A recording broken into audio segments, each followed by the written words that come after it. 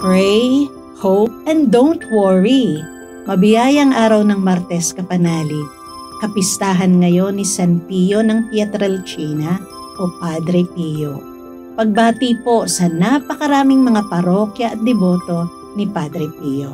At pasalamatan natin ng Panginoon sa lahat ng biyayang ipinagkakaloob niya sa atin sa panalangin ni Padre Pio. Ito po si Sister Rose Agtarap ng Daughters of St. Paul para sa mabuting balita. Pagnilayan natin ang Ebanghelyo ngayon.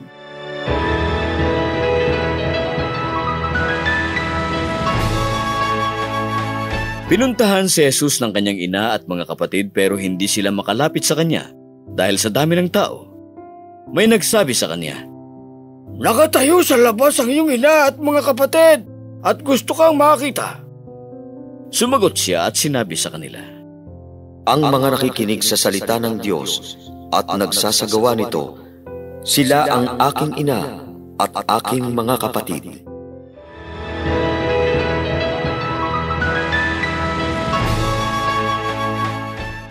Isinulat po ni Sister Aida Adriano ng Daughters of St. Paul ang ating pagninilay. Sa mabuting balita ngayon, tinanong ni Jesus, "Sino ang aking ina at sino-sino ang aking mga kapatid?" Itinuro niya ang kanyang mga alagad at sinabi, "Ang sino mang sumusunod sa kalooban ng aking amang nasa langit, yon ang aking ina at mga kapatid." Ang tunay na kaugnayan natin sa Diyos ay nakaugat sa pagtalima sa kalooban ng Diyos at hindi sa blood relationship. Sa araw na to, pinagdiriwang natin ang kapistahan ni Santo Padre Pio. Ang turo niya tungkol sa paggawa ng kalooban ng Diyos ay ang pagkilala at pagtanggap sa plano niya sa ating buhay sa lahat ng pagkakataon, kahit na ang pinakamahirap ng may mababang loob at pagtitiwala. Ito ang naging karanasan ng aking pamangkin na si Lay at ng kanyang asawa na si Nelson. Nag-isang dibdib sila sa gulang na 32. 3 taon na silang kasal noon, ngunit hindi pa sila pinagkalooban ng anak. Sinabi ng doktor na barado ang uterus ni Lay, kaya't imposible siyang magdalang tao. Nanalangin sila ng mataimtim sa Diyos at hiniling ang panalangin ni Padre Pio. Isang umaga, nagsimba sila at matapos ang misa ay sinabi ni Lay kay Nelson na buksan niya yung bag at tignan yung resulta ng pregnancy test. Laking gulat nila nang ito ay positive. Napaiyak sila sa tuwa at nagpasalamat sa Diyos. Ang panganay nila ay pinangalanan nilang Pia. Matapos ang 1.5 taon, nasundan ito ng isa pang babae na si Hailey at isa pang lalaki na si Arjo. Mga kapanalig, tayo ay tunay na anak ng Diyos at ibinibigay niya ang makabubuti sa atin. Sabi nga ni Padre Pio, di ba? Pray, hope, and don't worry. Magtiwala tayo ng buong puso at pananalig sa kabutihan ng ating Diyos Ama. Manalangin tayo. Panginoon, bigyan mo kami ng lakas, kaliwanagan at kababaang loob upang sundin namin ang iyong kalooban sa araw-araw naming pamumuhay.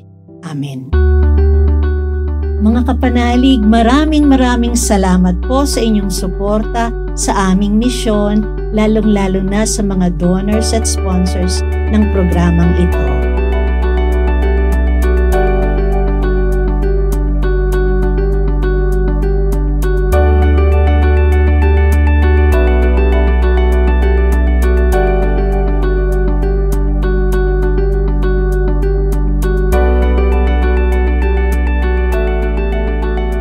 Subscribe, like, share, and follow po lines sa aming social media accounts.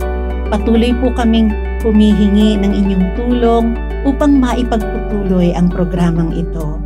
Maaari po ninyong ipadala ang inyong love offerings at donasyon sa aming donations channels. Makakaasa po kayo na kasamang lagi ang inyong mga intensyon at kahilingan sa aming panalangin araw-araw.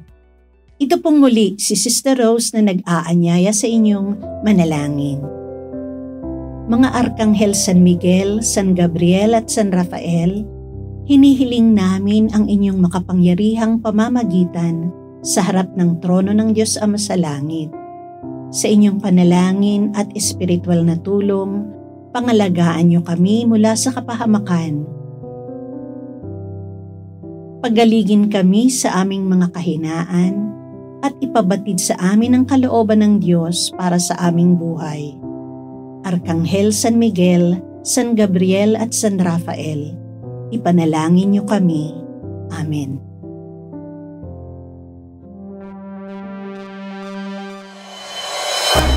We are here to provide a new way of communicating and proclaiming the gospel.